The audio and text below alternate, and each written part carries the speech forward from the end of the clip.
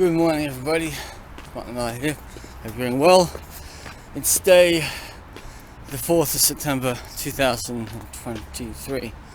It's my third day in Uzbekistan. I'm just about getting on a train from Tashkent all the way to Samarkand. Well, this is quite classy.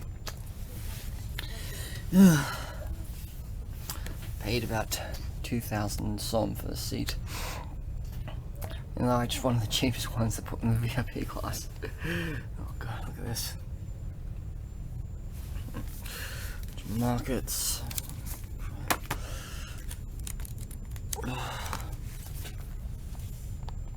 Wow, I wasn't expecting this. It's like they're serving me morning tea. Like scones, fruit, yogurt, jam, apple. Very tasty, all included in the price. So I'm recording this on the toilet on the Uzbek train, and I've just been feeling really lousy since last night. Like, I know I've been traveling for the last few days, but literally yesterday was just a rest day of sightseeing. But then, going to bed, I was feeling really cramp, you know, did have diarrhea, but wasn't really a good stool.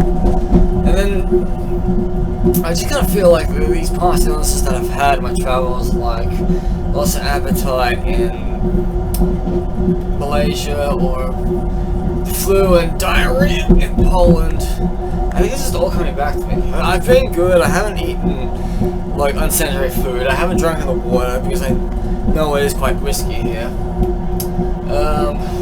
Just gonna sit on the can, try to see if I can pass something out. Cause I literally, I'm feeling like lethargic. I took a anti-diarrhea tablet, and then I took my usual medication today, and I've also taken a hydrolyte tablet to rehydrate me in case I'm dehydrated. Because it's quite hot in this part of the world. So this fast train should take me between Tashkent to Samarkand in 2 hours.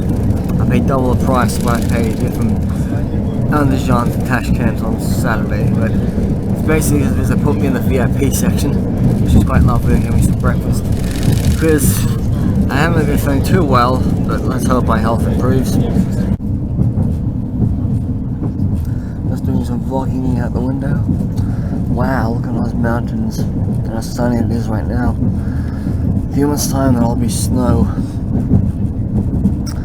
I wish I should have came in the snow, but then again, that might have caused a bit of delays with travel. Like, if you're trying to travel from Pakistan to China by land, snow covers that pass up in China, so you can't use it for a couple of months. So keep that keep it in your fat books. So far I've been on this train for about an hour, quite fast. 20,000 som, get your VIP ticket, and get like a breakfast, including a hot meal, porridge, and tea and coffee. Also, you can also buy extra stuff, like, but I must warn you all that it does seem a bit overpriced to buy food on here. Best to bring your own. Starting to feel better right now. Literally, I think getting out of bed, walking around, and traveling is the best way to cure any sickness. No matter what it is, if it's asthma, if it's depression, if it's the flu. I don't want to be stuck in bed today in Tashkent. I wanted to get to Samarkand. Hey look, it's Russia's version of the voice. Maybe it's Uzbekistan's version of the voice. Oh well. Been on mute, hilarious to watch. See if I can turn the chairs around. Well, I just got off the train. Welcome to Samarkand.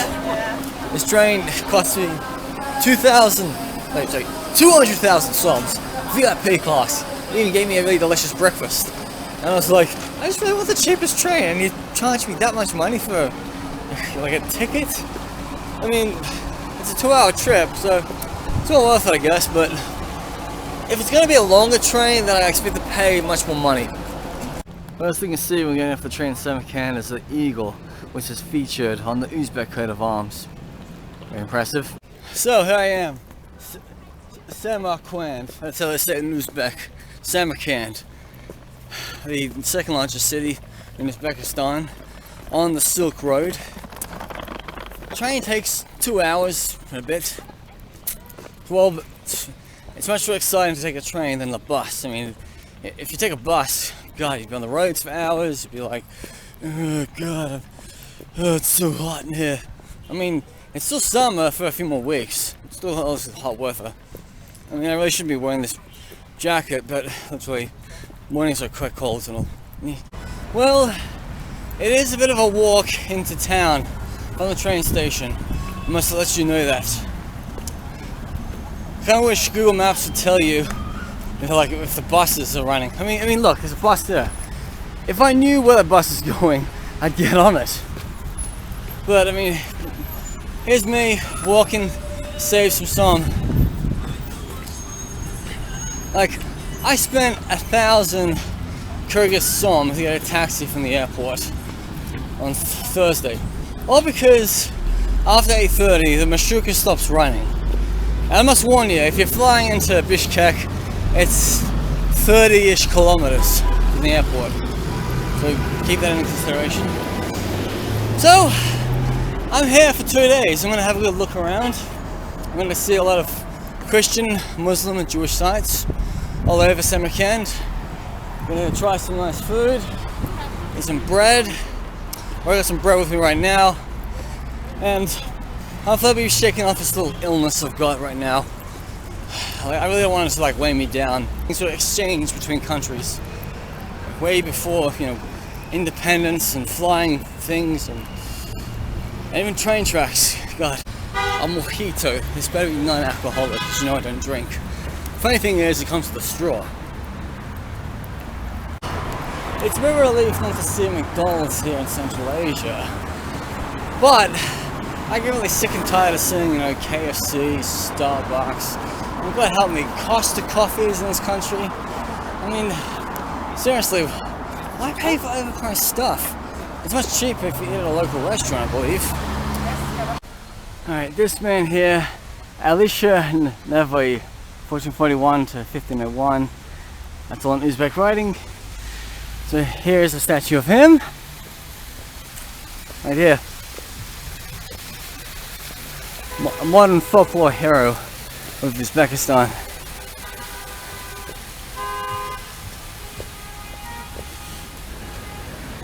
Now you better be careful when walking in Samarkand or Tashkent.